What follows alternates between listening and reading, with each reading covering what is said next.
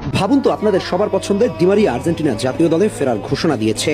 এই মুহূর্তে আপনার অনুভূতি কেমন হতে পারে? হ্যাঁ, সম্প্রতি ডি মারিয়া ইন্টারভেস্তান কন গুইলেমারো লোপেজের ইন্টারভিউতে আর্জেন্টিনা জাতীয় দলে ফেরার ইচ্ছা প্রকাশ করেছে। তবে সেখানে আছে এক বাস্তবতাও। কি সেই বাস্তবতা?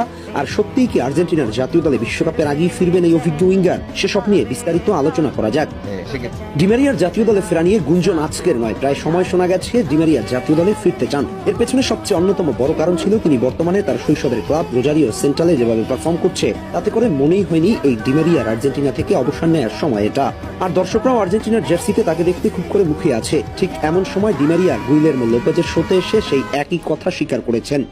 তাকে প্রশ্ন করা হয়, আপনি কি জাতীয় দলে ফিরতে চান? এমন প্রশ্নের জবাবে ডি মারিয়া জানান, হ্যাঁ, মাঝে মাঝেই আর্জেন্টিনা জাতীয় দলে ফিরতে মনে চায়। তবে বাস্তবতার কারণে সেটি এখন কঠিন। মূলত তার বর্তমান ফিটনেস এবং জাতীয় দলের বর্তমান প্রতিযোগিতা বিবেচনায় জুনিয়রদের সুযোগ করে দিতেই তিনি এমন সিদ্ধান্ত নিয়েছিলেন। কিন্তু আপনি যদি এখনো তার খেলা দেখেন, আপনার মনে হবে এই ডি মারিয়া তো সেই ডি মারিয়া যার খেলা আমরা একসময় জাতীয় দলে মুগ্ধ হয়ে দেখেছি। এমন একজন ফুটবলার আর্জেন্টিনার জাতীয় দলকে মিস না করে থাকবেন কি করে? তারও মনে হয় মাঝে মাঝে আর্জেন্টিনার জাতীয় দলে ফিরে আসতে, কিন্তু বাস্তবতা বিবেচনায় ব্যাপারটা কঠিন।